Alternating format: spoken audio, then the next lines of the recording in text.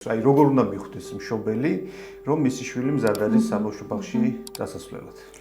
სოციალური უნარებია მაგალითად რამდენად შეუძლია ნივთის დაბრუნება, რომელიც წაართვეს. ხშირად გაგვიგია ესეთი ფრაზა, რომ აი მიიყვანე საბავშვო ბაღში და დაიწყებს საუბარს. როგორ უნდა შეარჩიოს მშობელმა ბაღი? ეს შარვალი რატო გახია? ჩემი შვილი არასდროს არ წაქცეულა. ბაღის აღმზრდელი ძიძა როგორ უნდა დაეხმაროს ბავშვს ადაპტაციაში? შეიძლება ჩვენი სათამაშოები დავამეგობროთ თქვენს სათამაშოებს. მოგესალმებით, ჩემი სტუმარია ფსიქოლოგი, ფსიქოთერაპევტი ნინო ბუაძე.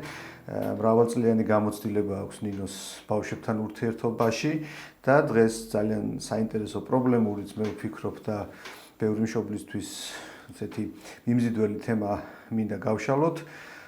საბავშვო ბაღში წასვლის საკითხი, ქუდი ასეთი აქვს, სათაური, საბავშვო ბაღში წასვლა მიხარია. მე მიხარია რომ მოხვედი ჩემთან სტუმრად, მინდა რომ რაღაც საინტერესო გამოგვივიდეს ჩვენი დღევანდელი შეხვედრა და რაკი შენი კვალიფიკაცია ამ მიმართულებით საკმაოდ დიდია, გაქვს გამოცდილება საბავშვო ბაღში სკოლის ბაღის დირექტორად მუშაობისაც და ვიცი რომ წლებია ბავშვებთან ძალიან კარგად აქტიურად მუშაობ და გაქვს კარგი შედეგები. მინდა რომ გაგვიზიარო ბაღთან დაკავშირებული მოკლედ ამბები ყველაფერი რაც შეიძლება მშობელს გამოადგეს. პირველი ასეთი შეკითხვა მაქვს პრინციპში აქედან იწყება ხოლმე ყველაფერი. ესეთი მახსოვს რომ ადრე რაღაც თემა ქონდა ამ პატარა ვიდეო ჩავწერეთ და კომენტარებში მოყვა ძალიან დიდი დისკუსია რომელი წლიდან უნდა წავიდეს ბავშვი ბაღში და ეს კითხვა ასეთი მაქვს, აი როგორ უნდა მიხვდეს მშობელი, რომ მისი შვილი მზად არის საბავშვო ბაღში დასასვლელად? მადლობა გურამ, პირველ რიგში მოგილოცავთ ამ ახალ ინიციატივას. ჩვენი ყველა საერთო მიზანია თქვენი სახელწოდება, რომ ბავშვები იყვნენ ბედნიერები და ძალიან დროულია ეს თემა, იმიტომ რომ ხანდახან მგონია რომ 1 სექტემბერს უნდა დავიწყოთ ამაზე ფიქრი და ზუსტადაც ახლა უნდა დავიწყოთ ამაზე ფიქრი, როგორ მოვამზადოთ საბავშვო ბაღისთვის და როგორ მივხვდეთ რა უნარებია. ესეთი ნორმის ცნება ცოტა რთული განსასაზღვრია, იმიტომ რომ აბსოლუტურად ყველა ბავშვს აქვს თავისი ინდივიდუალური განვითარების ტემპი და ძირითადად რაზეც აქცენტს ვაკეთებთ, დამოუკიდებელი და სოციალური უნარები. დამოუკიდებელი უნარებია, მაგალითად, შეუძლია თუ არა გადაადგილება დამოუკიდებლად. მაგალითად, კოვზის ხელში ჭერა. სოციალური უნარებია, მაგალითად, რამდენად შეუძლია ნივთის დაბრუნება, რომელიც წაართვეს. კონტაქტი, კომუნიკაცია რამდენად შეუძლია საკუთარი საჭიროების გამოხატვა, იმიტომ რომ ბუნებრივია ხო ბავშვი, რომელიც ჯერ არ არის მზად საკუთარი სურვილები დააფიქსიროს და მხოლოდ ჟესტიკულაციით ხდება მშობელი ან ზრდასრული მისი საჭიროებები რა არის, ამ შემთხვევაში ძალიან რთულია მოხდეს მისი ადაპტაცია ბაღში. თუმცა მაინც ძალიან ინდივიდუალურია ადამიანის განვითარება. ხშირად გაგვიგია ესეთი ფრაზა, რომ აი მიიყვანე საბავშვო ბაღში და დაიწყებს საუბარს. ხო, რატო ხდება რომ დაიწყებს საუბარს? იმიტომ რომ იმდენად დიდი დაძაბულობაა მის გარშემო, იმდენად ვეღარ აგებინებს საკუთარ სურვილებს და მოთხოვნებს, რომ მაშინვე სურვილი უჩნდება, რომ რაღაცა ეს წინააღმდეგობა გადალახოს და მიმსგავსებულად გამოხატოს საკუთარი მოთხოვნები. ამიტომ ზოგადად ძალიან ტიპიურ განვითარებას თუ გავყვებით, დაახლოებით 2 წლიდან უკვე ყალიბდება ის უნარები, როგორც არის, თქვათ, ჩამოყალიბებულად საკუთარი მოთხოვნილებების დაფიქსირება, კომუნიკაცია, სოციალური უნარებიც, რომ უკვე სხვებთან რაღაც კონტაქტში შედის და თამაშები უნდა და საკუთარი ნების ცოტა მკაფიოდ გამოხატვა. თუმცა თუ კი არ არის ეს უნარები ესეთი გამოხატული, რა თქმა უნდა შეიძლება თანამშრომლობა მშობლის და ბაღის, თუ კი გვაძლევს სერვისი ამის შესაძლებლობას, რომ სრულად კი არ იყოს საბავშვო ბაღში ბავშვი ჩართული იყოს რაღაცა ნაწილობრივ, თქვა დღის პირველ მონაკვეთში, დღის მეორე მონაკვეთში. ან არსებობს კიდევ უამრავი სხვა ალტერნატიული სერვისი, სადაც შეიძლება საათნახევარი 2 საათის განმავლობაში იყოს ბავშვი სერვისში, იქ ცოტა უფრო ადაპტირდეს სოციალური უნარები და შემდგომ მოხდეს, თქვა უკვე ბაღში ინტეგრირება. კი ბატონო, ძალიან საინტერესოა. პრინციპში ეს ჩვენ ქვეყანაში ახლა იყიდებს მე მგონი უკვე ფეხს ასეთი მიდგომები, იმიტომ რომ ახსოვს რომ ჩემი გამოცდილება ბაღში წასვლა ძალიან არ მიყვარდა, ხოლმე სუტიროდი ყველა წასვლის წინ. არა და ძალიან კარგი გარემო მქონდა, ეხლა რომ ვიაზრებ ამას, მაგრამ რაღაც ტიპის მიჯაჭვულობა ეტყობა, არ ვიცი, მშობელთან მქონდა წინასწარ ვერ მომამზადეს კარგად. მოკლედ სახლში ყოფნა მერჩი უნდა ხოლმე. იცი მე ვფიქრობ, რომ ჩემს შემთხვევაში პრობლემა უფრო ის იყო, რომ გადამეტებული ყურადღების ქვეშ ვიყავი ბაღში. აი რაღაც გურამი მოვიდა და რაღაც ზეიმი ამან უნდა გახსნას რაღაც და ეს მაწუხებდა ხოლმე რა. ანუ ეს პოზიტიური რაღაც დისკრიმინაცია ხანდახან ცუდი ამბავი არის ხოლმე. ერთი აი თავარი კითხვა, აი ოთო გვიღებს ახლა კამერის უკან ზის და თვითონაც მალე მის შვილი წავა ბაღში, თვითონაც სკოლის ის ბაღის დირექტორი არის თქვათ, ხო? და ნუ რაღაცა შეიძლება ესეთი პირდაპირ რჩევა არის, ახლა ვინც გვიღებს მისთვისაც. როგორ უნდა შეარჩიოს მშობელმა ბაღი, იმიტომ რომ ეს ძალიან სერიოზული პრობლემაა, ახლა მე რო ვაკვირდები ხოლმე ადრე Facebook-ზეც დავწერე, როგორ რა პრინციპით არჩევთ თქვათ ბაღს რა. ზოგი არჩევს ფასით, ზოგი არჩევს პრესტიჟით, ზოგი არჩევს რაღაცა ინტერიერით, ზოგი არჩევს იმითი, რა ქვია, როგორი სკამები და რაღაცა ისინია, როგორი კვებაა და ასე შემდეგ. ზოგი როგორი მასწავლებლები ასწავლიან. მე მახსოვს, რომ ჩემი შვილისთვის ვარჩევდი ბაღს, ჩემი კორპუსის ქვეშ იყო საბავშვო ბაღი. ნუ იქ ეზო რაღაცა ეზო ისე იყო, ძალიან პატარა ეზო ჰქონდათ, მაგრამ ფასიანი ძალიან პრესტიჟული ბაღი იყო და მივედი სანახავად.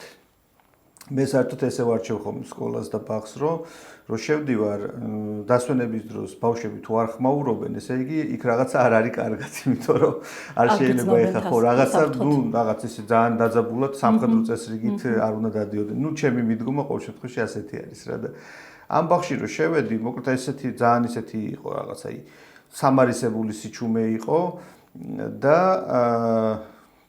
ბავშვები რომ გამოვიდნენ, რომ დავაკვირდი ამ ბავშვებს, ძალიან რაღაცნაირი შეშინებული სახით იყურებოდნენ ბავშვები და მივხვდი რომ აქ ჩემი შვილი მაინც არ მომეწონებოდა რომ მეტარებინა და მე დავაკვირდი უკვე ამ ბაღს და გავიგონე უკვე მასწავლებლების დამოკიდებულებაც მათ მიმართ. და ძალიან პრესტიჟული ისეთი კარგი საბავშვო ბაღი იყო. და აი მივხვდი რომ ეს რჩევა მშობლებს ძალიან გამოადგება თვით უმეტეს აი შენნაირი კომპეტენტური ადამიანისგან როგორ შეარჩიოს ბაღი იმან რა ქვია მშობლებს.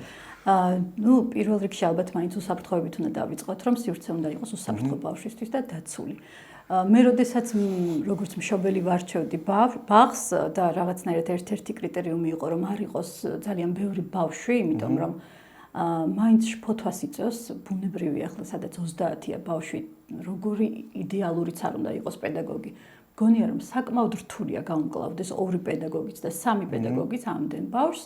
ერთ-ერთი კრიტერიუმი იყო ბავშვების რაოდენობა ჯგუფში. და როდესაც კომუნიკაციას ვამყარებდი ამ პედაგოგებთან, ისინი ყოველთვის ესეთ უკავშირს მიბრუნებდნენ, რომ აი თქვენ როგორც გინდათ. წარმოუდგენელია ყველა მშობელს როგორც უნდა ისეთი იყოს ის სივრცე, ხო? ვიღაცა მშობელს აქვს მოთხოვნა რომ არ იყოს თქვა რაღაცა ტიპის სათამაშოები, იმიტომ რომ თვითონ თulis რომ მისი შვილისთვის დამაზიანებელია, კონკრეტულ მშობელს აქვს სურვილი რომ პირველ საათზე იძინებდნენ ბავშვები, ვიღაცას კვებასთან შეზღუდვა და უბრალოდ წარმოუდგენელია, არა გულწრფელია ეს დამოკიდებულება მშობლებთან, თითოეული ბავშვის ინდივიდუალურ ტემპს მოერგო. სისტემა მოერგოს, ჯგუფი მოერგოს, ხო? ცხადია ბავშვს უწევს რაღაცა ახალ ჩარჩოსთან. ეს არის ძიძა სახლში, დიახ. აი, როდესაც საბავშვო ბაღის აღმზრდელების შერჩევა იყო და მე პირადად ვიყავი ჩართული, იმიტომ რომ ჩემთვის ძალიან მნიშვნელოვანია პიროვნული ნაწილი. უამრავი კომპეტენციიდან დარჩა მხოლოდ ერთი, შეიძლება ძალიან ბანალური პასუხია, მაგრამ ბავშვი უნდა უყვარდეს. ეს არის ყველაზე მნიშვნელოვანი, რომ ბავშვი უყვარდეს. დანარჩენს დააშენებს. აი, მაგის გაზომვა რთულია. აი, ამის გაზომვა ძალიან კარგია, როდესაც საადაპტაციო პერიოდი აქვს პედაგოგს. იქ რაღაცა პერიოდი, რა თქმა უნდა, ყველა რაღაცას ვთამაშობთ, რაღაცა როლს, მაგრამ ბავშვი უბრალოდ არ გაძლევს საშუალებას ითამაშო დიდხანს. ის იმდენად ღია და გულწრფელია, შეყავ ხარ კონტაქტში და ან შედიხარ ამ კონტაქტში და მართლა შენს თავს ავლენ და შენს ბავშვურობას ეკონტაქტები, ან ვერ. დანარჩენი ყველაფერი შეიძლება დააშენო ამ პედაგოგზე. დღეს იმდენად ხელმისაწვდომია ყველა ტიპის რესურსი, თუ განვითარებაზე ორიენტირებულია, დამერწმუნეთ, აი ჩემს გამოცდილებაში ესე იყო. ყველაზე კარგი პედაგოგი იყო ის, აი რაღაცა კრიტერიუმების მერე, რომელსაც უყვარდა ბავშვი. ეს არის ყველაზე მნიშვნელოვანი, რაც შეიძლება მშობელმა იგრძნოს. როგორ იჭერს ბავშვი საჭიროებებს, თქვათ, რა არის ბავშვის საჭიროება, როგორ იგრძნო ბავშვი. შეიძლება მშობელს ძალიან კარგი რეკომენდაცია მისცა, რაც მშობელმა შემდგომ გაითვალისწინა. ბავშვებისთვის ძალიან ღირებულია მშობლის და პედაგოგის კომუნიკაცია. არასოდეს არ დამავიწყდება ერთ-ერთი ბიჭუნა, რომლის დამოუკიდებელ უნარებში ჩაჯდა, რომ ის, როდესაც შემოდიოდა ბაღში, თავისით ადიოდა მეორე სართულზე და შედიოდა ჯგუფში, ერთი პირობით ის ყოველთვის მეუბნებოდა. გააგრძელე შენ დედასთან ლაპარაკი. ის თავს აი ესე გრძნობდა უსაფრთხოდ, როდესაც ხედავდა ჩვენ როგორი კომუნიკაცია ქონდა, როგორ ვუღიმოდით, შეიძლება შინაარსები არ ესმოდა, მაგრამ ემოციას გრძნობდა. მისთვის უსაფრთხოება იყო ჩვენი კონტაქტი. ძალიან საინტერესოა, პრინციპში ეგ არის ხელოვნებაც აღზრდისა, ეს დეტალები არის, პატარა დეტალები, რომელიც ვისაც უსწავლებია და ვისაც უმუშავია ბავშვებთან, მან იცის, რომ განსაკუთრებული აქცენტი და ყურადღება მაგ დროს, აი მეც მშობელს როცა ველაპარაკები ხოლმე, ბავშვს უყურებ პირველ რიგში, იმიტომ რომ რაღაცა ზედმეტი არ ვთქვა, რაღაცა ემოცია ისე არ გამოვხატო, და ბავშვი ამას უყურებს და აღიქვავს და ძალიან ესეთ ფართე თვალებით აკვირდება. აი მზაობაზე ვილაპარაკეთ, ბაღი შევარჩიეთ და ახლა შემდეგი ნაბიჯი მინდა გავიაროთ, ესეც მშობლებს ძალიან დაინტერესებთ. სეპარაცია და ეს შფოთვა მშობელთან დაშორების. ეს შფოთვა ხო გულწრფელად რო ვთქვათ, მარტო ბავშვის არ არის, მშობელსაც აქვს ხშირად ეს შფოთვა და მშობელი ხშირად უფრო მეტად განიცდის და მეტიც აი საბავშვო ბაღში მინახავს ჩემი შვილები რო დამყავდა ხოლმე ხან ერთი ხან მეორე, რომ აი დედა როგორ აცილებს, იცი, თითქოს რაღაც დიდ ღომში უშვებს და ტირის და აუცილებლად დავბრუნდები და რაღაცა და მოკლედ ბავშვი ისე დაძაბულია, რომ უკვე რა ვიცი, უკვე განწყობილია, რომ უნდა იტიროს და აი როგორ მოახერხოს მშობელმა, რამე კონკრეტული რჩევა ხო არ შეიძლება მისცე, რომ ეს განშორების ეს სეპარაციის შფოთვა მინიმუმამდე დავიდეს, თქვა ბავშვთან მიმართებით. გურამ ძალიან ზუსტი აქცენტი გააკეთეთ მშობელზე, იმიტომ რომ ესეთი ჩემი პერსონალური დაკვირვება არის, რამოდენიმე უცხოენოვანი ბავშვი ყავდა, რომელთა მშობლებიც ცხადი არ იყვნენ ქართველები. მათი ადაპტაცია ბევრად უფრო მარტივად ხდებოდა ბაღში, ვიდრე ქართველი ბავშვების. ეხლა გეტყვით, რა კითხვები ქონდათ ამ მშობლებს. მაგალითად, კვება ჩვენ თვითონ უნდა მოვიტანოთ. თქვათ, ნახევარი საათით ადრე რო წავიყვანოთ ბავშვი ხომ შეიძლება. მაგალითად, თქვათ რაღაცა პერიოდი შეიძლება ჩვენმა შვილმა არ იაროს და ძალიან ბევრი იქნება, ეს ძალიან ბევრი დეფიციტი ექნება ამის გამო. ან კითხვები ქონდათ ძირითადად მათ საჭიროებას, მათი საჭიროება ხო არ დააზიანებდა ბავშვის ინტეგრირებას. ეხლა გეტყვით ქართველი მშობლების პოზიცია როგორია? კამერები რატო არ გაქვთ? ხმა რატომ არ არის? რა შეჭამა ბავშვმა დღეს ვინმემ დაარტყა? წაიქცა? ეს შარვალი რატო გახია? ჩემი შვილი არასდროს არ წაქცეულა. აი ეს ამხელა შფოდო, როდესაც მოდის მშობლისგან, ხო, ბუნებრივია ეს ბავშვი. როგორც არ უნდა შენიღბო ეს ემოცია იგრძნობა ბავშვზე, აისახება ბავშვზე. ამიტომ თავიდან ვიწყებთ დამოკიდებულებით. მშობელი, როდესაც მოდის, ხედავთ, წარმოიდგინეთ, ახლა იმ ბავშვებს რამდენი სირთულე აქვთ, ენის დეფიციტი, ქართულ რიტმს უნდა მოერგონ და კვებას მათ შორის, ხო? საერთოდ ვერ შედიან კომუნიკაციაში, იმიტომ რომ არ იციან ქართული და ეს ბავშვები მეორე, მესამე დღეს ცეკვავენ. და ქართველი ბავშვები არ ცეკვავენ, კი არა, ტირიან. ხო, აი ამიტომ ძალიან მნიშვნელოვანია მშობლის განწყობა. მე მესმის, რომ უამრავი ისეთი შემთხვევა გაგვიგია, რაც რაღაცნაირად განაპირობებს ხოლმე ჩვენს განწყობას, მაგრამ დარწმუნებული ვარ, სხვა ქვეყანაშიც არის ამ ტიპის გამოცდილებები, ხო? ის ნაწილი ეს ხო არ შეიძლება რო ვთქვათ, აი რაღაც ამბავში ტრენინგით, რაღაცით, არ ვიცი, ესეთი რჩევით რამდენად ვინმე გაითვალისწინებს, არ ვიცი, მაგრამ რაღაცით მე ვფიქრობ, რომ უნდა ისწავლებოდეს. აი, უბრალოდ ერთ მაგალითს მოგიყვებ, გერმანიაში ვიყავი, მივდივართ ესე ქუჩაზე, შუქნიშანთან გაჩერდა, დედა იყო, პატარა ბიჭი იყო იმითი, გორიალათი და კიდევ ერთი ქალბატონი იყო, დაიძნენ, წაიქცა ეს ბავშვი, დაიწყო ტირილი. დედა მიუახლოვდა, მის სიმაღლეზე დაიმკუზა და მე მითარგმნეს, მე გერმანული არ ვიცი და ეხლა რას ეკითხება, იცი რომ მე აქ ვარ, შენთან ერთად ვარ, უსაფრთხოდ ხარ, შენს გვერდით ვარ, რამეთ ხო არ შემიძლია რომ დაგეხმარო, გინდა რომ მოგეხმარო ფეხზე ადგომაში, იმ ბავშვმა უთხრა არ მინდა. მოკლედ ადგა თავისით, ამან დაამშვიდა, აკოცა, უთხრა რომ არა უშავს ხდება, როცა ადამიანი ესე იქცევა, გინდა რომ რა ვქე, მე წაგიყვანო, არა და გააგზავნა ეს გორიალი და სიცილით წავიდა ეს ბავშვი. ეხლა რომ წარმოვიდგინე, ყველაზე შეიძლება არ ეხებოდეს, მაგრამ რო დავკვირვები ვარ ხოლმე თქვა, აი ჩვენს რეალობაში არ ვიცი, სხვა ქვეყანაში ეგრეა, მაგრამ მე ახლა აქ დავკვირვები ვარ, რომ ქართველმა დედამ შეიძლება ხელი მოკიდოს, უკითხავთ, აიყვანოს რაღაცა დავიქვე, დაბანოს, ასტრაფო გამოიძახოს, ან მეორემ ჩააფეთოს და უთრას რომ შენ როგორ იქცევი, აი ციალას ბიჭი არასოდეს არ იქცევა და ასე შედა შეადაროს რაღაც ისეთ გააკეთოს.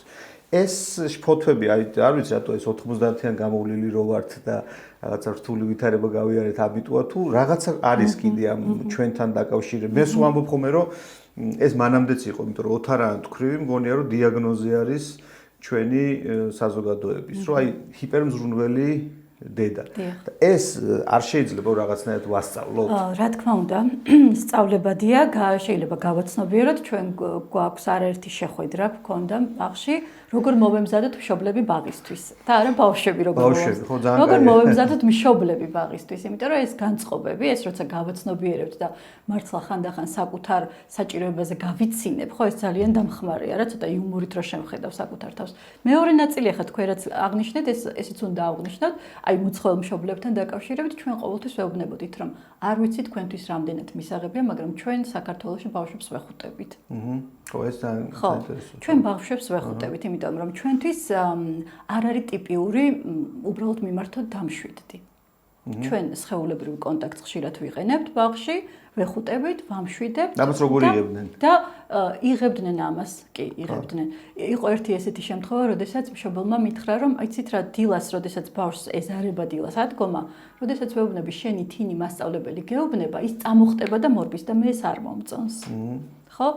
ეს რა თქმა უნდა არსებულ გამოცდილებებთან დაკავშირებული რაღაცა ისეთი შფოთვა იყო, რომელიც შემდგომ დავაანონსეთ შეხვედრა უსაფრთხო მიჯაჭვულობის, იმიტომ რომ ძალიან მნიშვნელოვანია ბავშვი ადაპტაციის პროცესში ისე ბედნიერად გრძნოდეს პედაგოგთან თავს, რომ მართლა ესე რაღაცა მოტივირებულად დგება და აი ჩემი მასწავლებელი მელოდება მე იქ უნდა წავიდე, ხო?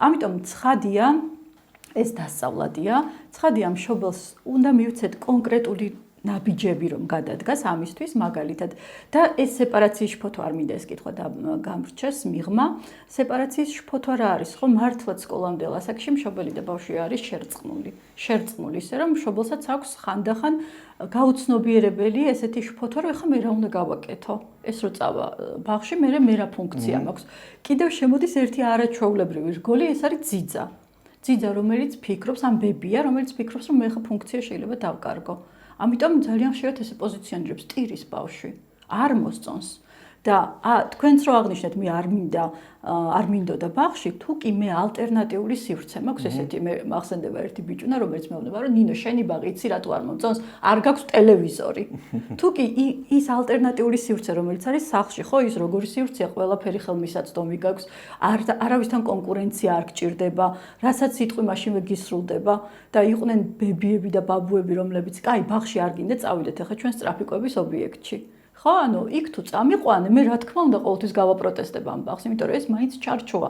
ახალ გარემოსთან ადაპტაცია მიწევს, მაგრამ თუ კი მშობელი აცნობიერებს, რომ იმას, რასაც ბაღი აძლევს, სოციალური უნარები, კონკურენციაც, მარცხთან გამკლავება, დამოუკიდებელი უნარები, მიკუთვნებულობის განცდა, ახალი დაშენებული უნარები, რაც ძალიან ღირებულია შემდგომ ეტაპზე, მაშინ მშობელმა უნდა თქვას, რომ ხო, ეხლა ეს ცოტა რთული ეტაპია, მაგრამ მასაც და მეც ეს ძალიან მჭირდება. აი ბარემ პრინციპში შემდეგი შეკითხვა ამის გაგრძელება უკვე ნაწილობრივ ვილაპარაკეთ ჩვენ ამ თემაზე, მაგრამ აი მაინც ეხლა უკვე ბაღის აღმზრდელი ძიძა როგორ უნდა დაეხმაროს ბავშვს ადაპტაციაში, იმიტომ რომ პრინციპში ეხლა რომ დაფიქრდე ეს არის ძალიან დიდი სტრესი ბავშვისთვის, იმიტომ რომ სრულად ახალ გარემოში მიდის, ახალ სისტემაში შედის. სახლში სხვა გარემო შეიძლება დატოვა, იქ სულ სხვა რაღაცა ხდება, მე ხასიათისთვის თავისებურებებია. და ნუ ბევრი რაღაც არის რა მე ვადარებ ხოლმე რომ ზოგიერთი ბავშვისთვის ბაღში შესვლა არის გამოუცდელი კაცი ციხეში რო შედის პირველად და რაღაცა ისეთი რო არის დაძაბული და რო უყურებს რო არ იცის იქ თავი როგორ უნდა დაიმკვიდროს აი ამ ნაწილში აღზრდელი როგორ შეიძლება დაეხმაროს პატარას საჯარო ბაღს უფრო გაწერილი აქვს ეს წესები და კერძო ბაღს მე ვფიქრობ რომ მაქვს ცოტა უფრო ამის ფუფუნება მოერგოს მშობელს და ბავშვს. რა თქმა უნდა ბაღში მისვლა არ იწყება ოფიციალურად როდესაც იწყება ბაღი იმ დროიდან ძალიან კარგია თუ მანამდე აი ზუსტად ეხლანდელ დროს დაიწყებს პედაგოგი მშობელი შერჩევა საბავშვო ბაღის და როდესაც მიიღებს გადაწყვეტილებას მე ბავშვთან ერთად დაიწყებს იმ სივრცეში სიარულს. სივრცესთან ადაპტაცია ძალიან მნიშვნელოვანია. მე გამახსენდა წლების მერე ჩემს სკოლაში რომ დავბრუნდი როგორი პატარა მომეჩვენა ეს სკოლა ხო ახლა პატარა მაცხوار დავამთავრე 17-ით მაგრამ უბრალოდ იმხელა მეგონა ეს სკოლა და სულ მეგონა რომ შეიძლება სადღაც სივრცეში დავიკარგო. და წლების მერე რომ მივედი იქ, როგორი პატარა იყო თურმე, ხო? აი წარმოიდგინეთ ახლა ამ პატარა ბავშვისთვის რა მხელა მოცულობა არის ეს საბავშვო ბაღი და შფოთვა აქვს რომ ჯერ ელემენტარულად არ დავიკარგო მე ამ სივრცეში, ხო? ძალიან პატარა ვარ ამ სივრცისთვის. იქ როდესაც შედის მშობელთან ერთად, იმიტომ რომ მშობელი აძლევს ამ უსაფრთხოების ბაზის, მშობელთან ერთად შედის, მშობელს ხედავს როგორ ეკონტაქტება პედაგოგს, აქ უაღრესად მნიშვნელოვანია თუ კი რაიმე კრიტიკული კითხვა თქვათ იგივე კამერები რატომ არ არის და კვება როგორ არის და ასე შემდეგ ეს ცალკე გაიაროს, იმიტომ რომ აი თქვენც აღნიშნეთ, ხო, ბავშვი როგორ უყურებს ამას, იმიტომ რომ ბავშვი გრძნობს მშობლის ემოციას და ტონს. და მხოლოდ და მხოლოდ თანამშრომლური განწყობა, როდესაც არის, რომ აბა სად იჯდება ჩემი შვილი, აბა როგორი სათამაშო, ჩვენც გვაქვს ესეთი სათამაშო. შეიძლება ჩვენი სათამაშოები დავამეგობროთ თქვენს სათამაშოებს. შეიძლება რომ ხანდახან მაგალითად თლიანად საათი როგორია ხო დღის რა არის რის შემდეგ რა არის და ასევე ის შიშები რომელიც ბავშვს აქვს მაგალითად შეიძლება იყოს კვებასთან დაკავშირებული ხო აი რაღაცა რო უყვარ შეიძლება რომ ეს შეჭამოს და ეს არ შეჭამოს ვთქვათ ხო ბავშვებს აქვს ზოგჯერ რაღაცა იძულება ან შეჯიბრებითობის პრინციპი რომ ვინც ამას შეჭამს რაღაცა ის არის გამარჯვებული და თუ კი მე ამას არ შევჭამ მუდმივად მარცხში ვარ ხო? აი ეს შფოთვები რაც ბავშვი შეიძლება რომ აი ხატვის დროს თავისი რაღაცა მოიტანოს, იმიტომ რომ მშობლის ნივთი, თავისი ნივთიც უსაფრთხოებასთან აკონტაქტებს და შეიძლება ეს მისთვის ღირებული იყოს. ასევე აღსანიშნავია რომ არის შემთხვევები, აი ზოგჯერ პაუზას იღებენ მაგალითად პირველი ადაპტაციის 1-2 კვირის შემდგომ შეიძლება ავად გახდეს ბავშვი, ვერ იაროს საბავშვო ბაღში და აქ ყოველთვის მშობლებს და პედაგოგებს ვთხოვ რომ კონტაქტი გააგრძელონ. მაგალითად შეიძლება საღამოს 10 წუთით ვიდეო თვალით ჩაერთოს პედაგოგი და უთხრას როგორ ელოდებიან, როგორი მნიშვნელოვანია, რას აკეთებს, რა განწყობებით მოვა, ხო? ესეც არის. არის კიდევ ესეთი შემთხვევა, რომ პირველი კვირა ძალიან დიდი სიხარული დადის, იმიტომ რომ ბევრი ახალი შთაბი ჭდიდება და მერე უკვე მობეზრების ნაწილია და მშობელს თხოვს რომ ისევ უკან დავბრუნდეთ, ისევ შენთან მინდა და აქ ძალიან მნიშვნელოვანია მშობლის დამოკიდებულება, იმიტომ რომ მშობელს უჩნდება ესეთი კითხვა, რომ რამე ხომ არ მოხდა, ვინმე ხომ არ დაარტყა, ან რამე ხომ არ წაართვეს და ასე შემდეგ, ხო? და ეს არის ძალიან ბუნებრივი ეტაპი, რომ მე ეს ყველაფერი რაღაცა როგორც დაბადების დღის ცენტრში ვიყავი და ძალიან მომეწონა, მაგრამ ეხლა უკვე სახლში მინდა, ამ ნაწილთანაც მოხდეს ძალიან ზუსტი და დროული ნაბიჯების გადადგმა, რომ ყოველი მისი მოთხოვნა ესე მყისიერად არ დაკმაყოფილდეს. მაგალითად, წახალისდეს, რომ თუ ვთქვათ, აი ამ დღეებს ახლა შენ ყოჩაღად გაივლი, მე რაღაცა ვთქვათ, წავალთ ზოოპარკში ან რაღაცა თავგადასავალი გვექნება ერთად, იმიტომ რომ ძალიან მნიშვნელოვანია. ასევე დაეხმაროს ურთიერთობებში, ხო, ვიღაცასთან კონტაქტში შედის, როგორი კარგია ეს ურთიერთობები. კითხვის ფორმულირებასაც როგორ ვსვავთ, ხო, თუ კი მე ვეუბნები, რომ აბა რა მოხდა დღეს ბაღში, არ ჭამე, არ ჭამე, ვინმე ხომ არ დაგარტყა, ვინ წაგართვა, დაურეკო დედამის, ანუ ყოველთვის არის რაღაცა, რაც კარგი ხდება და რაღაცა, რაც არასასურველი ხდება, მაგრამ მე თუ მუდმივად ფოკუსს ვაკეთებ, რაც არ მოეწონა, რამაც გააღიზიანა, ვიღაცამ როგორ დაჩაგრა, უკვე მე თვითონ ვქნი ამ ველს, რომ ის არასასურველი გარემოა. ხო, ეგ უკვე ისეთი კომპლექსური საკითხია პრინციპში, რომელიც აი ესეთი დამოკიდებულებას ითხოვს სკოლის ბაღის სკოლას რატო ახსენებ ხოლმე არ ვიცი, მაგრამ ბაღის ადმინისტრაციის ჩემი შვილები უკვე სკოლაში დადიან. და პრინციპში შობლისა და ბაღის ადმინისტრაციის თანამშრომლობა ამ ნაწილში მე მგონი ფასდაუდებელი ამბავია.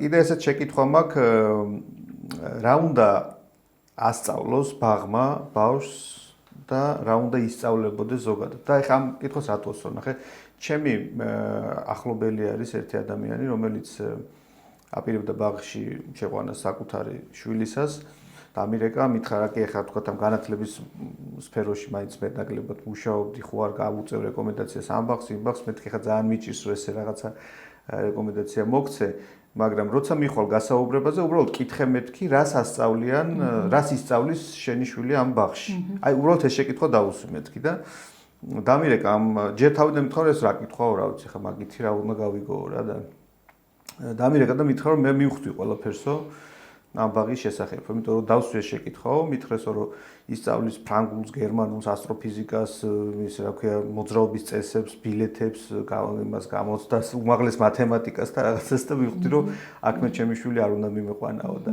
ხშირად მშობელსაც აქვს ეს დაკვეთა თითქოს რომ ბაღში რომ მიიყვანს ბავშვს რაღაც ვუნდერკინდი უნდა გამოიყვანოს იქიდან. ეს არის ბაღის დანიშნულება და ფუნქცია თუ რაღაცა უფრო კიდევ მნიშვნელოვანი არის, რაც უნდა ისწავლებოდეს. მშობელსაც აქვს დაკვეთა და ზოგჯერ სერვისიც იქნება ესეთი, ხო, ლიდერთა რაღაც მათემატიკური უნარები თუ ასე შემდეგ, ხო? სინამდვილეში ეს ჰოლისტურ მიდგომას რასაც ვეძახით, ხო, ბიოლოგიური ფაქტორები, ფსიქოლოგიური ფაქტორები, სოციალური ფაქტორები თანაბრად რატომ არის მნიშვნელოვანი? იმიტომ რომ ადამიანი თვითონ არ არის მხოლოდ რაღაცა ერთი მიმართულებით. გავიგე რომ აკადემიური ნაწილი ძალიან მნიშვნელოვანია, ნამდვილად ძალიან ღირებულია. თუმცა არა შეუცვლელი და ხელოვნურმა ინტელექტმა საბოლოო ჯამში რაღაცნაირად ამ ღირებულებასაც ესე წყალი შეუყენა, ხო, რომ აი აკადემიური ნაწილი. კი ბატონო, ძალიან კარგია ამაში რესურსზე ჩავდებთ, მაგრამ შეიძლება აქ დაგვრჩეს ემოციური რეგულირება, ხო? რატომ არის ეს მნიშვნელოვანი? იმიტომ რომ ემოცია არის რეაქცია სამყაროზე და გარემოზე და თუ მე გარემოსთან კონტაქტში არ შევედი და უბრალოდ ვერ ვიგრძენი მეორე ადამიანი, როდის გადავღალე, როდის ვაწყენინე, როდის გავაბრაზე, როდის გავახარე, მაშინ მე კონტაქტს უკარგავ. საბოლოო ჯამში აი ფსიქოლოგთან როდის მივდიან ადამიანები, როდესაც სამყაროსთან კონტაქტს კარგავენ და საკუთარ თავთან კონტაქტს კარგავენ, ხო? ამიტომ მხოლოდ აკადემიური ნაწილი ცხადია ვერ იქნება ადამიანისთვის საყრდენი.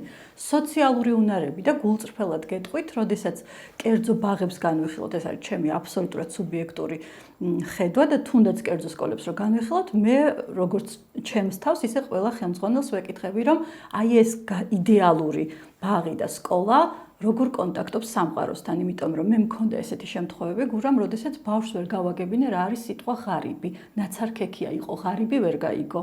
ანუ რა ღარიბი რას ნიშნავს? ანუ ბარათი არ ქონდა, ფული არ ქონდა, გლოვა ვერ გამოიძახათ, რა არის ღარიბი? ხვდებით, ანუ ეს ზუსტადაც მეტყველებს იმაზე, რომ ბავშვს სამყაროსთან კონტაქტი არ აქვს და როდესაც რაღაცა ექსკურსიებს და გარე გასვლებს ვაორგანიზებდით.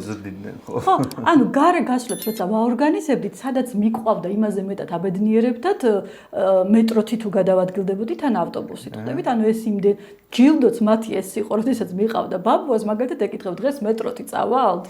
ეს იმდენად უცხო იყო და რაღაცა ესეთი ხო, ანუ აი ეს არის მთავარი დაკვეთა, მე ვფიქრობ, დღევანდელ ბავშვთან და აღზრდასთან, რომ რამდენად არის კონტაქტში სამყაროსთან, იმიტომ რომ ასევე ძალიან გულწრფელად გავაზიარებ ისეთ кейსებს, სადაც განსხვავებული საჭიროების მქონე ბავშვებს ვღებულობდით და გარკვეული ტიპის მშობლები არიან, რომლებიც მეუბნებიან, რომ იცით რა, არ მინდა ჩემი შვილის ჯგუფში ეს ბავშვი. იმიტომ რომ მე მესმის, მშობლის შიში მესმის, მაგრამ მე ხო იმისთვის ვზრდი, რომ კონტაქტში იყოს სამყაროსთან და თუ კი არჩევანის წინაშე ვდგებით, ახლა ეს ბავშვი იყოს თუ თქვენ, შეგიძლიათ წახვიდეთ სხვა ბაღში, იმიტომ რომ ეს არის მოცემულობა რა ჩვენთან ესეთი ტიპის და ყველა ტიპის ბავშვი რისი რესურსიც აქვს კონკრეტულ სერვისს, რა თქმა უნდა, იქნება. ამიტომ ეს არის ყველაზე მნიშვნელოვანი, რამდენად გარემოსთან კონტაქტშია ეს ბავშვი და არა სტერილური, იმიტომ რომ სამყარო როგორიც არის, ისეთი მინდა რომ იყოს იმ გარემოში ადაპტირებული, მინდა რომ იყოს ჩემი შვილი და ზუსტად ისეთ სერვისს ვქმნი, სადაც ჩემი შვილი მინდა რომ იყოს, ხო, აი ამ ტიპის ბავშვებისთვის არ აქვს მნიშვნელობა. ხო, ძალიან საინტერესოა, მეც გამახსენდა ახლა ერთი შემთხვევა, მშობელი წუხდა სპეციალური საჭიროების მქონე ბავშვი ყავს, რომელიც აუზზე დაყავდა ხოლმე და აუზის ადმინისტრაციამ უთხრა, რომ მოკლედ ჩვენ ყავს რამდენიმე განსაკუთრებული კლიენტიო, რომელსაც არ მოსწონს მის შვილთან ერთად, როცა თქვენი შვილი ცურავს და უნდა დაგემშვიდობოთო და ძალიან შეწუხებული იყო ეს ადამიანი და მე მაშინ კი უთხარი რომ ვფიქრობ რომ ძალიან დიდი ამბავი უნდა ავტეხოთ ამის შესახებ, იმიტომ რომ ეს ნორმალური საზოგადოება ესე ვერ განვითარდება, ეს არ არის ჯანსაღი მიდგომა, ეს არ არის ჯანსაღი დამოკიდებულება. მაშინ რა ვიცი ხა ჰიტლერის იმას გზას გავყვეთ და რაღაცა გავცხელოთ და ჩვენი აზრით ნორმალურები დავტოვოთ ჩვენს წიაღში, ხო, არის ეგ შემთხვევები. ეხლა უყურებდი ჩემს სიას შეკითხვების ძალიან ბევრ კითხვაზე წინსწრებით გაეცი პასუხი, რა ძალიან კარგი არის, მაგრამ რაღაცების დაღეჭვა კიდე შეიძლება. მაგალითად სახსა და ბაღს შორის ხო არის განსხვავებული გარემო. მარტო ბაღს არა ვთქვათ, აი მე სკოლის სივრცეშიც მისწავლებია და იქაც წავაწყდი რამდენჯერმე ასეთ დამოკიდებულებას, რომ პირობითად შე რაღაცა ტიპის ღირებულებაზე ელაპარაკები ბავშვს მოზარდს, აი ეს ღარიბი რა არიდან გამახსენდა და ის სხვა სისტემიდან მოდის, ანუ სხვა გარემოდან მოდის, სხვა წესრიგიდან მოდის და ბაღში ახლა ეს მისი გარემო შეიძლება არ დახვდეს. ამ დროს აი ორივე მხარემ, აღზრდელის მხარეც და მშობლის მხარეც როგორ უნდა მოიქცეს. ხა მშობლებს ხშირად აქვთ ხომ ეს გაჯიუტება, ამბობს რომ არა მე ჩემი არის მართალი, ან მე რა წესრიგით, დღის წესრიგით ჩემთან არის, ეს უნდა იყოს იქაც. თქვათ, მაგრამ აი აღზრდელმა ამ დროს რა უნდა გააკეთოს, იმიტომ რომ მეც ვიდექი ამ დილების წინაშე რომ ეხლა ის იქ რაღაცას ასწავლიან, თქვათ, მაგალითი იყო ესეთი, მახსოვს უხსნიდი ბავშვებს რომ თქვათ ეს მოპარვა არ არის კარგი საქციელი და მშობელი მოვიდა და მითხრა რომ მე სხვა რამეს ვასწავლით ჩემ შვილს, მე ვეუბნები რომ თუ თქვათ გაზის უკანონოდ შეყვანა შეგიძლია, უნდა მოახერხო ეს, იმიტომ რომ ცხოვრება ესეთია. აი ამ დროს ახლა რა გინდა რომ ბავშვს აუხსნა, შენ ხარ მართალი თუ მშობელი? მე ვფიქრობ, რომ სადაც რაღაცა ტიპის კონფლიქტი რჩება, იქ არ იყო საკმარისი კომუნიკაცია. ან არ იყო ერთ მხარეს არგუმენტები. აი ახლა ესეთი ტიპიური ამბავი ბაღშიც ხდება და სკოლაშიც, ვთქვათ, თუ გირტყავენ დაარტყი. ხო, აი ძალიან ხშირად მშობლები ამას ესე პოზიციონირებენ და თან მერე ძალიან ხშირად გადაამოწმება ხოლმე, რომ ხო, კარგი პასუხია, ხო, კარგი პოზიციაა, ხო? და თუ კი მე ხო, აი ხო, კარგია, რომ აბა აი რა უნდა, ესეთი შვილი მინდა რომ გაიზარდოს რა, ამ გლებში რომ ყმული იწოდეს, ხო? ეგეთი მინდა რომ იყოს. ხო და სინამდვილეში ახლა თუ მე არ მეყვა ამისთვის არგუმენტი, რატომ ვეუბნები რომ არ დაარტყა. ნუ მოდი გავცეთ ამ კითხვასაც პასუხი, იმიტომ რომ ძალიან გავრცელებული პოზიცია რომ თუ გირტყავენ დაარტყი, ხო? და არავინ დაგჩაგროს, ეს არის მთავარი პოზიცია. ნახეთ, ჩვენი აღქმა იმდენად სუბიექტურია, იმდენად სუბიექტურები ვართ ჩვენ, ხო, რომ თუ კი მე მაქვს აი ეს ინტროექტი, რომ არავინ არ უნდა დაგჩაგროს, ნებისმიერი გამღიზიანებელი, აი ქუჩაში რომ ვიღაცა დამეჯახოს მე, ჩემთვის არის ეს ინტროექტი, რომ ჩაგრავენ. ანუ როგორც კი ვიღაცა ქუჩაში მეჯახება, ეს ის არის, რაც მამა მეუბნება, რომ არავინ არ უნდა დაგჩაგროს და მე თავს ვესხმი. და ეხლა წარმოიდგინეთ საბავშვო ბაღის სივრცე და სკოლის დასვენება. როდესაც იღება კარი, გამორბიან ბავშვები და იქ ინერციით ერთი მეორეს ეჯახება. აქ უკვე მოდის ყველა პოზიციიდან რომ ჩაგრავენ. ის კი არა რომ ვიღაცამ ვერ შეგამჩნია და თავი ვერ შეიკავა და ასე შემდეგ. ხო, ანუ უპირობოდ აღარანაირი სხვა აზრი არ მოდის, მოდის ავტომატური აზრი, რომ ეს არის ის შემთხვევა, როდესაც მამა მითხრა რომ არ დაგჩაგრონ. ამიტომ არის ძალიან მნიშვნელოვანი გადავამოწმო მე ეს, რომ მართლა ჩაგრავენ ახლა და თავი მაგ დასაცავი თუ უბრალოდ იმ ადამიანს უნდა რომ ბოდიში მომიხადოს. ხო, რომ აი ვაცადო, რომ იქნება ბოდიშის მოხდა უნდა და მე უკვე თავს დავესხი მას. ამიტომ ესე რომ ვიღაცამ ჩაგრავს და ყველა გამღიზიანებელი, ხო, ქუჩაში ადამიანი რომ მირბის, მამაო ფიქრობს რომ წირვაზე მირბის, პედაგოგი ფიქრობს რომ გაკვეთილზე მირბის, შეყვარებული ფიქრობს რომ პაემანზე მირბის და პოლიციელი ფიქრობს რომ დააშავა რაღაცა მოიპარა, ხო, ეს არის პროექტი, კი ბატონო.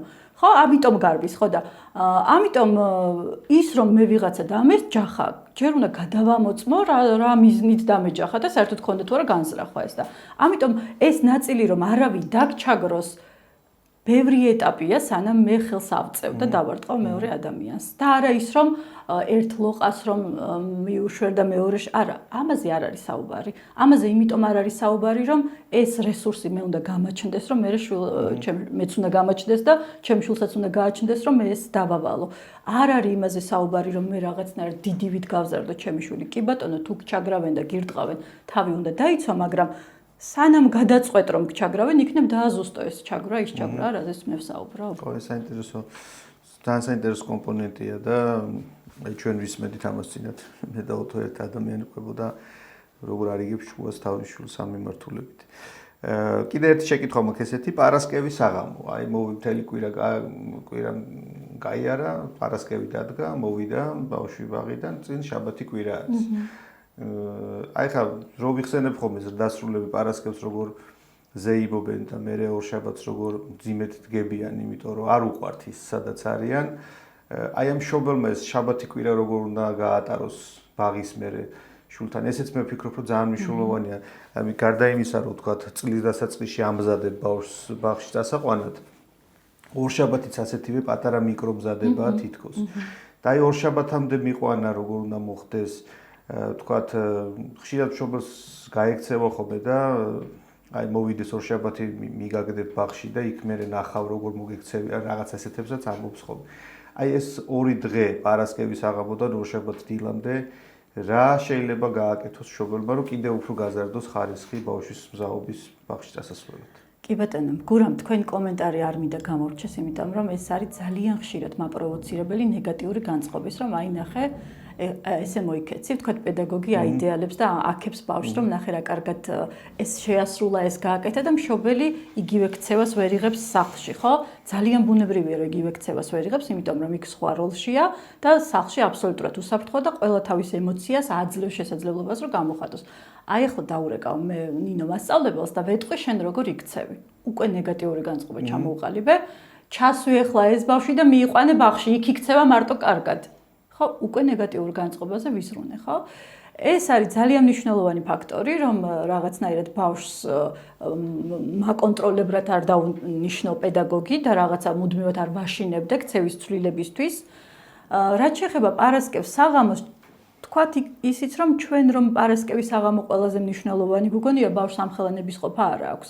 ამიტომ ყოველ საღამოს კითხვა რომ დღეს რა იყო რაც ძალიან მოგეწონა, ან შეიძლება დავაზუსტო რომ დღეს თუ რაც უყვარს. კუბიკებით დღეს ითამაშე, ან დახატე, რა დახატე, რა ფერები იყო, ანუ როგორი დღე იყო ეს იმხელა კითხვა, რომ ხა ზრდასრულსაც რო კითხო როგორი დღე იყო, ძალიან ბევრია იმისთვის რომ მობილიზება გააკეთოს ყველა აქტივობის და რაღაცნაირად შეაჯამოს და მისთვის საყვარელ აქტივობებზე თუ გავამახვილებ ყურადღებას, ხო, რომ დღეს თუ დახატე, ირბინე, იყო დღე შენი მეგობარი, ერთად რამე გააკეთეთ, აი ეს იქნებოდა ყოველი დღის პატარ-პატარა შეჯამება, რაც ბავშვისთვის ძალიან ღირებულია. ზოგადად ეს ესე ვთქვათ, რიტუალი თუ არის ოჯახში, რომ კვირის ბოლოს მშობლები ბავშვებთან ერთად აჯამებენ კვირას, ეს ძალიან კარგია. არა მხოლოდ ბავშვი, რომ დავჯექით ახლა ჩვენ და აბა მოყევი შენ დღე როგორი იყო, ხო? მეც შეიძლება ვთქვა, რომ ამ კვირაში ერთი კარგი ის მოხდა, რომ ყოველ დილას მოვახერხე მხიარულ ხასიათზე ავდგე, არა ძალიან გრანდიოზული, რაღაცა ერთი კარგი, ხო? ერთი რაც არ მომეწონა, შეიძლება ვთქვა, რომ აი ამინდები არ იყო, წვიმიანი ამინდები იყო. არ არის აუცილებელი, რომ რაღაცა ჩემ პროფესიულ გამოცდილებაზე ვესაუბრო. და ერთი რაც საინტერესო იყო, რომ ბევრი რაღაცები მოვასწარი და მაინც ძალიან არ დავიღალე. ხო, აი შეჯამება დაინახოს ბავშვმა, რომ მამასაც, დედასაც, უფროს დედმამიშვილს თუ ბებიასაც აქვს ეს რაღაცა გამოცდილება, რომ ლოგიკურია. ეს არ არის უბრალოდ კვირის შეჯამება, ეს არის ჩემი სუბიექტური აღქმით ცხოვრებასთან დამოკიდებულება. აი მე უკვე მოზარდობასთან რო სულ მძაფრი ნეგატივიზმი გვხდება, ხო? ანუ ის კი არა რომ ნეგატიური არ არის არაფერი, რა თქმა უნდა, ნეგატიურიც არის, პოზიტიურიც არის და საინტერესოც არის. და ეს საინტერესო პოზიტიურიც შეიძლება იყოს და ნეგატიურიც შეიძლება იყოს და ამის გამოცდილება ზუსტად აი ამ ასაკიდან თუ მაქვს რომ კვირა შევაჯამე, თვე შევაჯამე, წელი შევაჯამე და მე ზოგადად ცხოვრებისადმი დამოკიდებულება ჩამომიყალიბ და მე ვფიქრობ რომ ეს ყველაზე ჯანსაღია. ხო, ეს რიტუალები ძალიან კარგად მუშაობს ბაღთან დაკავშირებითაც, მეც მიმიცია ხოლმე რჩევასავით, რომ რაღაცა რიტუალი იყოს, თქვა, წასვლა-მოსვლასთან დაკავშირებით და მე მგონი ისიც არ იქნება, თქვა, ურიგო, რომ ბაღმა, თქვა, ბავშვს ხანდახან გაატანოს ბაღის სათამაშო სახლში და უთხრას, რომ ცოტა ხანი შენს გააცანი და მე დაბრუნდი და წამოიყვანე იქ. კი ბატონო, პირიქითაც შენი სათამაშო გაგვაცანი. შენი სათამაშო გაგვაცანი. რაღაცა დღე აქვთ ესეთი დღე. ძალიან ხშირად ბავშვებს აქვთ კიდევ ესეთი სურვილი, რომ რაღაცა ერთი ნივთი მოიტანონ მშობლის. მე მახსენდება ერთი ბიჭუნა, რომელსაც საოჯახო ფოტო დაქონდა. თავისი საოჯახო ფოტო დაქონდა ეს ადაპტაციო პერიოდში, რომ ეს საოჯახო ფოტო ნიშნავს, რომ მასთან კონტაქტში არიან მშობლები. ხო, ესეთი აბსტრაქტული წარმოდგენები ცოტა 2-3 წლის ასაკში რთულია. ამიტომ ეს რაღაცა საოჯახო ფოტო ან სამაჯური. მე გვქონდა ვთქვათ დედა ისმევდა ტუჩსაცხს და იმ ტუჩსაცხით კოცნიდა და ის ბავშვი ინახავდა დედის კოცნას და აი ამ ტიპის რაღაცები, რომელიც ბავშვს მუდმივად აი სევდის დროს შეახსენებს თავს. სევდაზე აუცილებლად გავამახვილებ ყურადღებას, ზოგჯერ ადაპტირებულად მიიჩნევენ ბავშვს, რომელიც აღარ ტირის, ეს აუცილებლად უნდა ვთქვათ. და მასწავლებელიც იმიტომ ვამბობ, რომ ბავშვი ვისაც უყვარს, ის ბავშვს გრძნობს. ხო, შეიძლება აი ესე არა აკადემიურად ფსიქოლოგმა ან პედაგოგმაც მოახერხოს ის, რომ იგრძნოს ბავშვი, ხო? უბრალოდ იმიტომ, რომ უყვარს ბავშვი, მასთან კონტაქტობს, საკუთარი ბავშვობა აკონტაქტებს მას და შეიძლება ატრიგერებს კიდეც ის ბავშვი. ის ბავშვი ჩუმად რაღაცებში ჩართულია, ინიციატივები არ აქვს და უბრალოდ ჩუმად არის. ინიციატივები რომ არ აქვს და ჩუმად არის შეიძლება მე ხელს არ მიშლის და მშობლის კითხვაზე ხომ არტილის ვეუბნები არა, მაგრამ ეს საკმარისი არ არის ადაპტაციისთვის. ამ დროს ვამბობთ რომ ეს არის დეფიციტური ქცევა. დეფიციტური ქცევა არის რომ ამ ასაკში 3 წლის, 4 წლის ასაკში ის ზუსტადაც უნდა იყოს ინიციატივებით, რაღაცას ითხოვდეს, რაღაცას აპროტესტებდეს, რაღაცა უნდოდეს, რაღაცა არ უნდოდეს. დაკარგულ წართმეულ ნივთს ეძებდეს, ითხოვდეს, გლეჯდეს თუნდაც ხელიდან, რომ ეს ჩემი ნივთია და თუ ეს ყველაფერი არ არის, მაშინ ბავშვი არ არის ადაპტირებული ბაღში. მართალია და ეს ძალიან მნიშვნელოვანია, რომ არტირის და იდეალურად ბჭყალებში იქცევა, ყოველთვის არ არის ეგ არ ნიშნავს, რომ კარგად არის, ხო და ადაპტირება. კიდე ერთი შეკითხვა, ბოლოს კიდე შეკითხვა ფაქტობრივად. მე მინდა რომ აი რაღაცა რჩევა კი არა აუხსნათ მშობელს, იმ მშობელს, რომელსაც მიაჩნია დღეს რაღაც თითქოს ისევ ტრენდული გახდა ეს ამბავი, რომ საბავშვო ბაღში სიარული ბავშვისთვის არ არის აუცილებელი. და მე ძალიან ბევრი ახალგაზრდა მშობლისგან გამიგია, რომ იქ კარგს ვერაფერს მაინც ვერ სწავლობს და მე თვითონ მოვამზადებ სკოლისთვის, რაღაც ფიქტიურად გავატარებ თქვა თუნდაც ამ ამბავს, არ ვატარებ, ან საერთოდ არ შევიყვან. იმიტომ რომ ბაღი რაღაცა რაკი 5 წლამდე ასაკს ეხება, აზიანებს ჩემი შვილის რაღაცა თქვათ ფსიქიკურ მდგომარეობას და მირჩევნია რომ სრულად კოლბაში მემყავდეს გაზრდილი. ამ დროს ახლა ბაღი მე ვფიქრობ რომ მაინც რაღაცა ტიპის მოდელი არის სამყაროსი, ხო? ახლა გინდა არ გინდა რო გაიზრდები კიდე დაგხვდება ის ბაღი, ვიღაცა ესეთი, ვიღაცა ისეთი, ვიღაცა არამზრუნველი, ვიღაცა ზრუნველი და ასე შემდეგ. აი ასეთ მშობელს, ვისაც გადაუწყვეტია რომ ბაღში არ ატაროს შვილი, რაღაც მიზეზის გამო. აი რა რჩევა შეიძლება მივცეთ და უთხრათ, არის ეს, იქნებ არის კიდე სწორი გადაწყვეტილება. მოდი დავაზუსტებ იმ ამბავს, რომ ერთია როგორ პოზიციონირებ და მეორე ამის უკან რა არის, იმიტომ რომ შესაძლოა ჩემი პოზიციონირება სულაც არ ემთხვეოდეს იმ ბავშვის მდგომარეობას, ხო? და კიდევ ესეთი ამბავი, რომ არაფერს არ უდრის, ის რომ თქვა ბაღში დადის 5 წელი, ეს ჯერ კიდევ არ ნიშნავს, რომ სკოლაში აუცილებლად ძალიან მარტივად ადაპტირდება და ის რომ თქვა არ დადის, ვერ ადაპტირდება. თუმცა რაღაცა ტიპის მზაობები არის, ხო, რომ ბაღი წინა სასკოლო მზაობა ზუსტად ამას გულისხმობს, რომ შედარებით მარტივად გადავა ახალ ეტაპზე. რატომ? იმიტომ რომ პირობითად მე თუ ის საბაზისო უნარები არ მაქვს, ყურადღების კონცენტრაცია იქნება, ნების ყოფა იქნება, საკუთარი სხეულის მართვა იქნება, ვთქვათ, წვრილი მოტორული უნარები, რომელიც ვთქვათ, წერის პროცესში უკვე და სწავლის პროცესში მჭირდება. ეს საბაზისო გამოცდილებები თუ არ მაქვს და ყველაზე მთავარი სოციალური უნარები. იმიტომ რომ დაწყებითების საფეხურების პედაგოგები ძირითადად აზიარებენ ზუსტად ამას, რომ მარცხთან გამკლავება უჭირს. ვერაფრით ვერ უმკლავდება მარცხს, გადასარევად წერს, კითხულობს, ამბობს, მაგრამ როგორც კი სხვა ბავშვს ზე გავამახვილებ ყურადღებას ან შევაქებ ან რაღაცა ნიშნით დავაპრიორიტეტებ, მაშინ ეს ბავშვი იკეტება ან აპროტესტებს ან აღარ დადის სკოლაში. ეს არის ძალიან მნიშვნელოვანი და ძალიან გამოხატული დღევანდელ ბავშვებში, როგორ უჭირთ მარცხთან გამკლავება. ამიტომ ის ნაწილიც თუნდაც სახლში როცა ზრდით და გგონია რომ სამაგიდო თამაშებში სულ მან უნდა გაიმარჯოს, ესეც ცხადია არა ჯანსაღია, ხო? ძალიან ბუნებრივად ხან მოიგებ და ხან წაგებ. არც ის რომ ვთქვათ, წაგება ეს კარგია, არც ამის შეფუთვა არ არის. ხო, აი, წაგება, ხო, რაღაცა ვისწავლე. არა, მოდი ვთქვათ, რომ ამ ნეგატიურ ემოციებსაც უნდა დავეკონტაქტო რა, რომ მეთკინა ამ ემოციებსაც უნდა დავეკონტაქტო. იგივე ვთქვათ, წაიქცა ბავშვი და მაშინვე კამფეტი ჩაუდოთ პირში, არა, დაეკონტაქტე ამ ემოციებს, იმიტომ რომ ეს ემოციები იმიტომ გვაქვს თანდაყოლილი, რომ ყველა გვჭირდება. და ნუ მოვატყუებთ, რომ ჩვენ მარტო მხიარულები უნდა ვიყოთ და მარტო ბედნიერები უნდა ვიყოთ.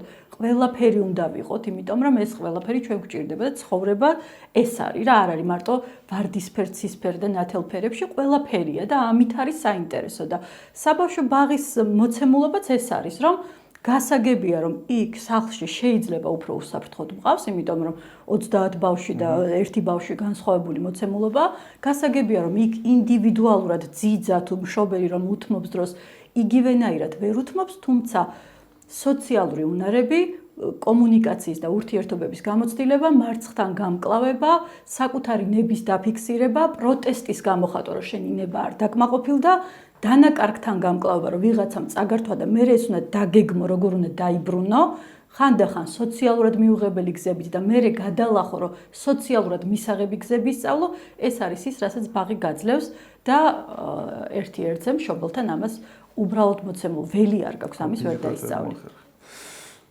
კეთილი, ძალიან საინტერესო შეხვედრა ჩემთვის გამოვიდა, იმედია მაყურებლისთვისაც იგივე იქნება. ბოლო შეკითხვა მაქვს ასეთი სტანდარტული და ყველასთან მსვამხომე. როგორია ბედნიერი ბავშვი, ან როგორი უნდა იყოს ბედნიერი ბავშვი? ან ვინ არის ბედნიერი ბავშვი? ხო. მოდი ვიტყვი, ალბათ ისეთი რამე არ არის, რაც არ უთქვამთ და ერთი ალბათ ბედნიერია ის ბავშვი, რომელიც თავისი მშობლების გეგმების განმახორციელებელი არ არის. ერთი ეს არის ბედნიერი ბავშვი. ბედნიერია ის ბავშვი, რომელსაც აქვს შესაძლებლობა მხოლოდ რაღაცა აკადემიურ ნაწილზე არ იზრუნოს და რჩება თავისუფალი დრო იმისთვის, რომ თვითონ დაგეგმოს რა უნდა და საკუთარი ნება იყოს წამყვანი. ბედნიერია ცნობისმოყვარე ბავშვი, რომელიც სამყაროში გადის და არ ეშინია მარცხის, ან თუ დამარცხდება ამის მიმღებლობა აქვს. და ბედნიერია ბავშვი, რომელიც გარემოდან, ამ შემთხვევაში ოჯახის მხრიდან გრძნობს მხარდაჭერას. დიდი მადლობა. ბევრი ბედნიერი ბავშვი გვინდა. ბედნიერი ბავშვები გვყავდეს ნამდვილად ბევრი. მადლობა. მადლობა ნინო, მადლობა რომ გვისმენდით. კომენტარებში შეგიძლიათ დაწეროთ თემები, რომელიც თქვენ დაგაინტერესებთ და ვეცდები რომ აი ასეთივე საინტერესო სტუმარი მოვიყვანო ჩვენს პოდკასტში, რომელსაც ქვია ბედნიერი ბავშვი. მე ვარ მურა მეგრელიშვილი, შეხვედრამდე.